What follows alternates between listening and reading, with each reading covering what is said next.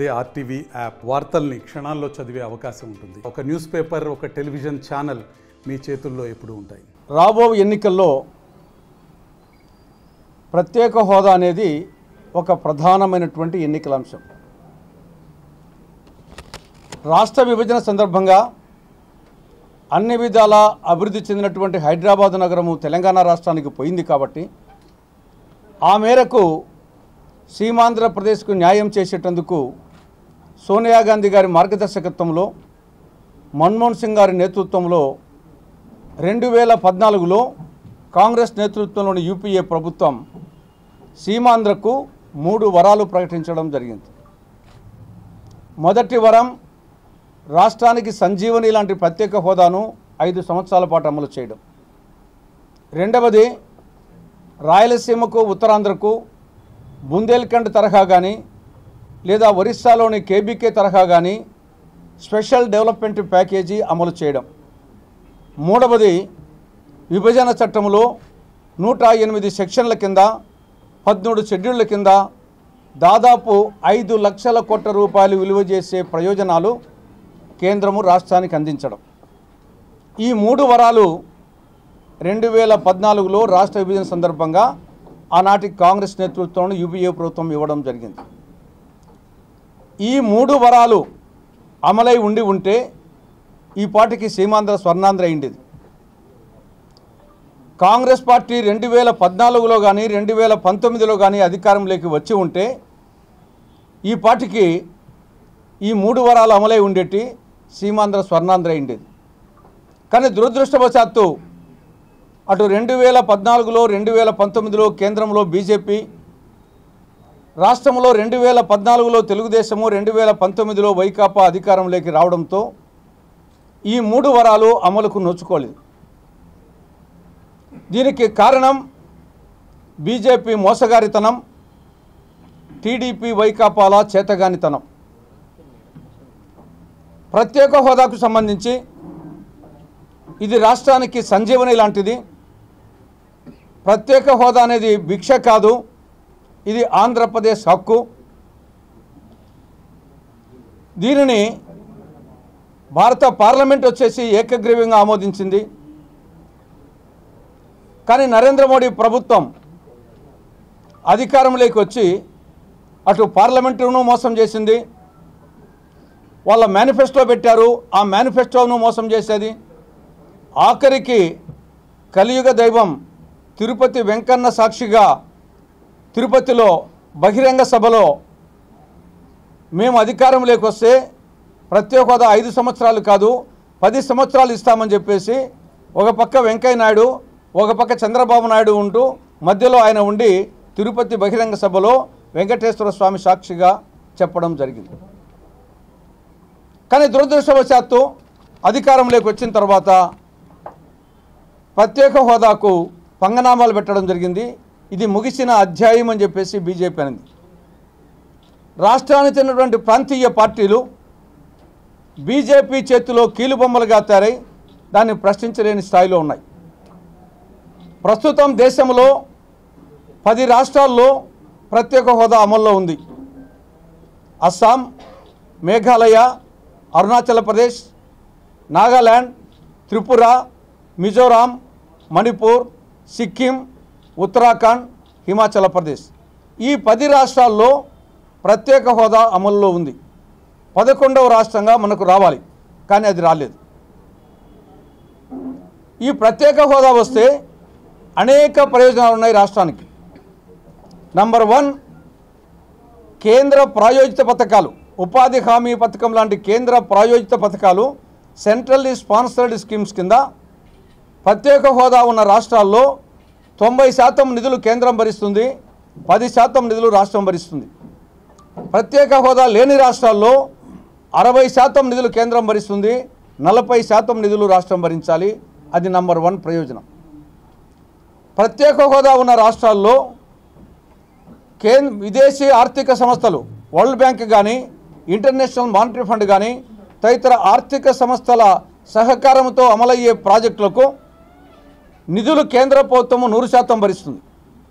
హోదా లేని రాష్ట్రాల్లో 100% నిధులు రాష్ట్రాలు భరించాలి. ఇది రెండవ ప్రయోజనం.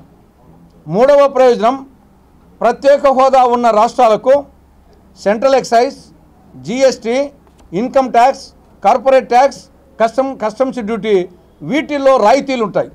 ఈ రాయితీల కోసం పెట్టుబడిదారులు పరిశ్రమలు పెడతారు. పరిశ్రమలు పెడితే నిరుద్యోగులకు ఉపాధి లభిస్తుంది. కాబట్టి ఈ మూడు ప్రయోజనాలు ప్రత్యేక హోదా ఉన్న రాష్ట్రాలకు ఉన్నాయి. ఇవి ఉండబట్టే హిమాచల్ ప్రదేశ్, ఉత్తరాఖండ్ రాష్ట్రాల్లో అనేక మంది పెట్టుబడిదారులు వేల పరిశ్రమలు పెట్టారు. తద్వారా యువతకు ఉపాధి లభించింది. మన రాష్ట్రంలో కూడా ఈ ప్రత్యేక హోదా వచ్చి ఉంటే ఇవాళకు అనేక మంది విదేశీ, స్వదేశీ, స్వరాష్ట్ర పెట్టుబడిదారులు పరిశ్రమలు పెట్టి ఉండేవాళ్ళు ప్రతి జిల్లాలో. తద్వారా రాష్ట్రంలో నిరుద్యోగ యువతకు ఉద్యోగాలు, ఉపాధి లభించి ఉండేవి. ఇప్పుడు బీజేపీ సాకులు చెప్తా ఉంది. ప్రధానంగా 3 సాకులు చెప్తా ఉంది. ఒకటేమి, ఇది చట్టంలో లేదు కాబట్టి మేము చేయలేకపోతున్నాము. పార్లమెంట్లో హామీ మాత్రం ఇచ్చారు, ప్రకటన మాత్రమే చేశారు, కానీ చట్టంలో లేదు, అందువల్ల చేయలేకపోతున్నాం అనేది ఒకటి. రెండవది, కాంగ్రెస్ ప్రభుత్వమే చేసి ఉండొచ్చు కదా, మీరు ఎందుకు చేయలేదు అనేది రెండవది. మూడవది, 14th ఫైనాన్స్ కమిషన్ ఇక ఏ రాష్ట్రాలకు ప్రత్యేక హోదా ఇవ్వద్దని చెప్పింది, అందుకోసం ఇవ్వలేకపోతున్నామని చెప్పేసి ఈ 3 సాకులు చెప్తున్నారు. ఇవి సాకులు మాత్రమే, దీంట్లో ఏమాత్రం వాస్తవం లేదు. ఒకటి, ప్రత్యేక హోదా అనేది దానికి చట్టం అవసరమే లేదు. ఇది ఓన్లీ ఎగ్జిక్యూటివ్ ఆర్డర్. దేశంలోని 10 రాష్ట్రాలకు ఏ రాష్ట్రానికి చట్టం ద్వారా రాలేదు, కేవలం ఎగ్జిక్యూటివ్ ఆర్డర్ ద్వారానే వచ్చింది. అటువంటి ఎగ్జిక్యూటివ్ ఆర్డర్ 2014 మార్చి 1న మన్మోహన్ సింగ్ ప్రభుత్వము ఎగ్జిక్యూటివ్ ఆర్డర్ ఇచ్చి ప్లానింగ్ కమిషన్ ఆదేశించింది. కాబట్టి ఆల్రెడీ ఎగ్జిక్యూటివ్ ఆర్డర్ ఇవ్వడం జరిగింది, అమలు కాలేదు. కాబట్టి దీనికి చట్టం అవసరం లేదు. ఒకవేళ చట్టమే అవసరం అనుకుంటే 10 సంవత్సరాల పాటు నరేంద్ర మోడీ ప్రభుత్వం ఏం చేస్తాను చట్టం చేయకుండా? గుడ్డి గుర్రానికి ఏమన్నా పనులు దొమ్ముతున్నారా 10 సంవత్సరాల పాటు? నిజంగా చట్టం అవసరమే ఉంటే, చట్టం అవసరం లేదని మేమంటున్నాము. 10 రాష్ట్రాలకు చట్టం లేకుండానే వచ్చింది. ఒకవేళ అవసరమే అనుకుంటే ఎందుకు మీరు చేయలేకపోయినారు ఈ 10 సంవత్సరాల్లో? గుడ్డి గుర్రానికి పను దొమ్ముతా ఉన్నారు మీరు. ఇక రెండవది వచ్చేసి, కాంగ్రెస్ ప్రభుత్వమే చేసి ఉండొచ్చు కదా. ప్రత్యేక హోదా అనేది సమైక్య రాష్ట్రానికి రాదు. ఓన్లీ రాష్ట్ర విభజన తర్వాతనే విభజింపబడ్డ ఆంధ్రప్రదేశ్కి వస్తుంది. రాష్ట్ర విభజన జరిగింది 2014 జూన్ 2న. ఆనాటికి కాంగ్రెస్ పార్టీ అధికారంలో లేదు. ఆనాటికి కేంద్రంలో బీజేపీ, రాష్ట్రంలో టీడీపీ అధికారం ఉన్నాయి. కాబట్టి ప్రత్యేక హోదా అమలు కావాలంటే రాష్ట్ర విభజన పూర్తి అయి ఉండాలి. రాష్ట్ర విభజన జరిగిన నాటికి కాంగ్రెస్ అధికారం లేదు. కాబట్టి మేమే అధికారంలోకి వచ్చింటే మొదటి రోజు నుంచే 2014 జూన్ 2 నుంచే అమలైండేది. ఇక మూడవది, 14th ఫైనాన్స్ కమిషన్కు దీనికి సంబంధమే లేదు. 14th finance commission chairman YV Reddy, సభ్యులు గోవిందరావు, అభిజిత్ సేన్ వాళ్ళే చెప్పారు 14th ఫైనాన్స్ కమిషన్కు ప్రత్యేక హోదాకు సంబంధమే లేదు, ఇది బోడిగుండుకు మోకాలికి ముడిపెట్టడమే అని చెప్పడం జరిగింది.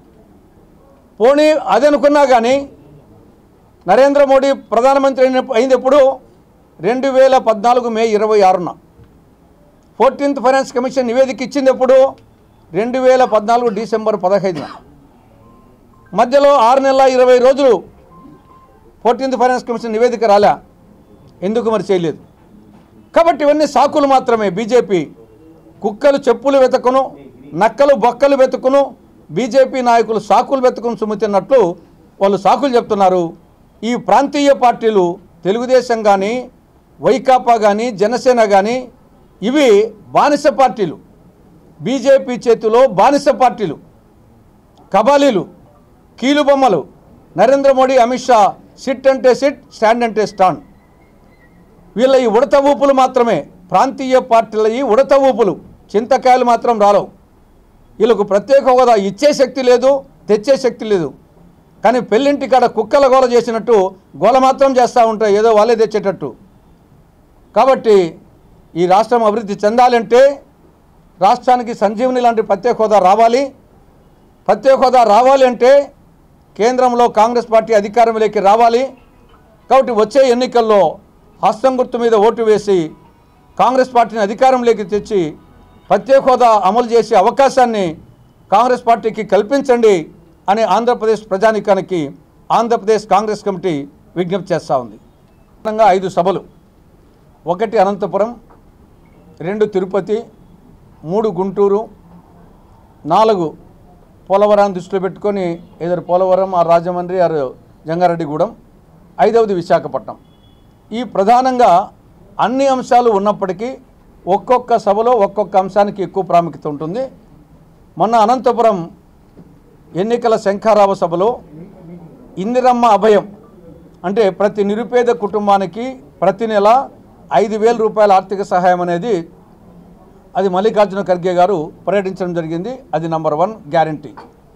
నంబర్ 2, ఈరోజు రేపు తిరుపతిలో కాంగ్రెస్ పార్టీ అధికారంలోకి వస్తే వచ్చిన మొదటి రోజు నుంచే రాష్ట్రానికి సంజీవని లాంటి ప్రత్యేక హోదా అమలు చేస్తామనేది అది 2వ గ్యారంటీ.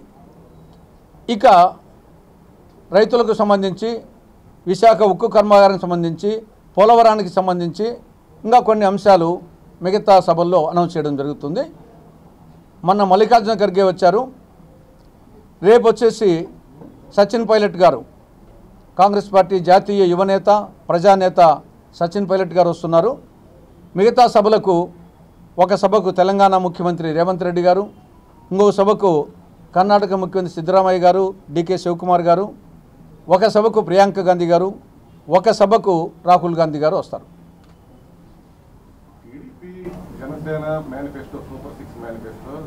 ఒక సామెత ఉంది, ఎన్ని పొంగనూరులు అయితే ఒక బెంగళూరు అవుతుందని. ఆ విధంగా మా ఒక్క పథకం చాలు. ఏది? ఇందిరమ్మ అభయం. ఇందిరమ్మ అభయం కింద ప్రతి నిరుపేద కుటుంబానికి నెలకు 5,000 రూపాయలు, సంవత్సరానికి 60,000 రూపాయలు, 5 ఏళ్లకు 3 లక్షల రూపాయలు. కొన్ని సంవత్సరానికి వేసుకున్నాం 60,000 రూపాయలు. ప్రస్తుతం జగన్ ప్రభుత్వం ఇస్తున్నటువంటి అమ్మఒడి కానీ, లేకుంటే విద్యా దీవెన కానీ, వసతి దీవెన కానీ, ఆసరా కానీ, చేయూత కానీ, ఇవన్నీ కూడా అన్ని కుటుంబాలకు అన్నీ రావడం లేదు. కొన్ని కుటుంబాలకు 1, 2 లేదా ఒక కుటుంబానికి అన్నీ వచ్చినా అనుకున్నాం. అన్నీ కలుపుకున్నా కానీ 60,000 కాదు. మిగతా మా స్కీమ్స్ ఇంకా దండిగా ఉన్నాయి. ఇది 500 రూపాయలకే వంట గ్యాస్ సరఫరా, మాది రైతుల రుణమాఫీ 3 లక్షల రూపాయలు రుణమాఫీ అన్నీ ఉన్నాయి. మొన్న 26వ తారీఖున మల్లికార్జున ఖర్గే గారు ప్రకటించిన ఆ ఒక్క స్కీమ్ కూడా ఇవన్నీ జగన్మోహన్ రెడ్డి ఆయనతో బటన్ నొక్కుతున్నాడు. ఆయన బటన్ నొక్కుడు అన్నీ ఆ ఒక్కదానికి కూడా సరిరావు.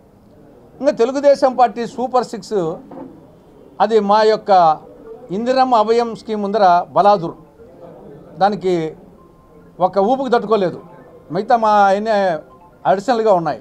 కాబట్టి నేను ముందే చెప్పినట్టు ఆంజనేయుని ముందర కుప్పిగంతులు వేసినట్లే వైకాపాయి కానీ టీడీపీ కానీ ఆంజనేయుని ముందర, ఆంజనేయుడు కాంగ్రెస్ అయితే కాంగ్రెస్ పథకాలు అవి పిల్లకోతులు, ఆంజనేయుని ముందర పిల్లకోతులు కుప్పిగంతులు వేసినట్లే వాళ్ళ ప్రకటనలు, వాళ్ళ హామీలు. ఇదే తిరుపతిలో దిగిపోవాల్సి వస్తే దిగిపోతానని కూడా చెప్పినాడు. కాబట్టి ఆయన మేకపోతు గాంభీర్యం, మేకపోతులు 2 పోట్లాడుతుంటాయి. పరిగెత్తుకుంటూ వస్తుంది ఆ మేకపోతు, ఈ మేకపోతు పరిగెత్తుకుంటూ వస్తుంది. బాగా తగులుతాయేమో, తలకాయ బద్దలైపోతుంది అనుకుంటాం. చీర దగ్గరికి వచ్చినాక ఇది కాళ్ళెత్తి ఇట్లంటుంది, ఇది కాళ్ళెత్తి ఇట్లంటుంది, ముద్దు పెట్టుకుంటాయి. అట్లాగా ఈ 2 పార్టీలు బీజేపీ చేతిలో కీలు బొమ్మలు. బి అంటే బాబు, జే అంటే జగన్, పి అంటే పవన్. దేశమంతా బీజేపీ అంటే భారతీయ జనతా పార్టీ, కానీ ఆంధ్రప్రదేశ్లో బాబు, జగన్, పవన్ పార్టీ బీజేపీ. కాబట్టి బాబుకు ఓటేసినా బీజేపీకి ఓటేసినట్లే, జగన్కు ఓటేసినా బీజేపీకి ఓటేసినట్లే, పవన్కు ఓటేసినా బీజేపీకి ఓటేసినట్లే. బీజేపీకి ఓటేయడం అంటే మనం ఎడుతో మనం కొట్టుకోవడమే.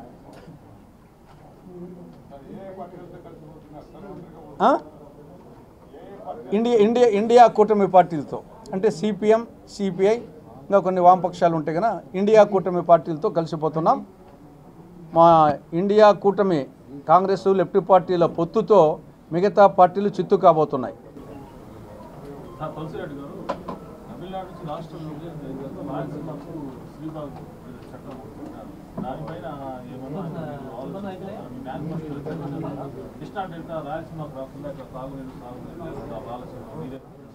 మీరు చెప్పినట్లు శ్రీబాగ్ ఒడంబడిక ప్రకారంగా ఒక రాష్ట్రానికి రాజధాని, హైకోర్టు 2 కళ్ళ లాంటివి.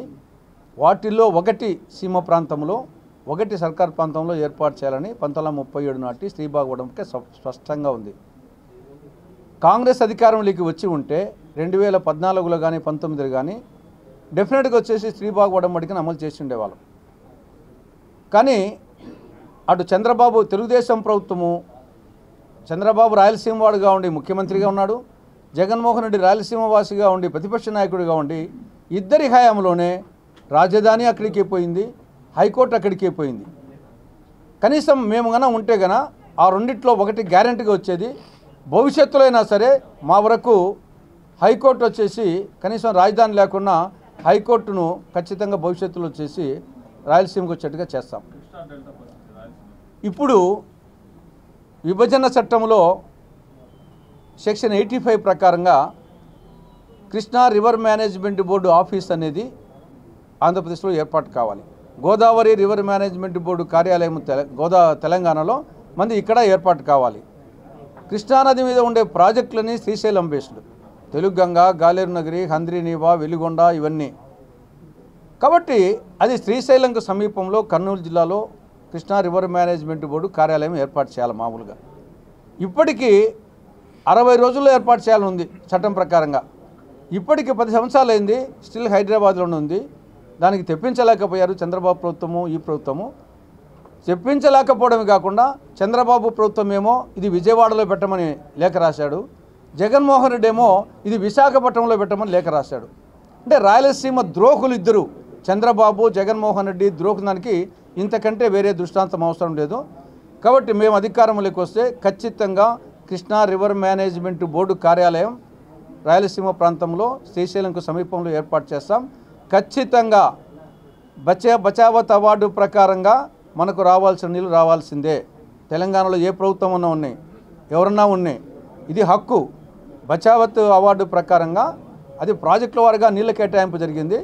ఖచ్చితంగా బచావత్ అవార్డు ప్రకారంగా మనకు నీళ్లు రావాల్సిందే.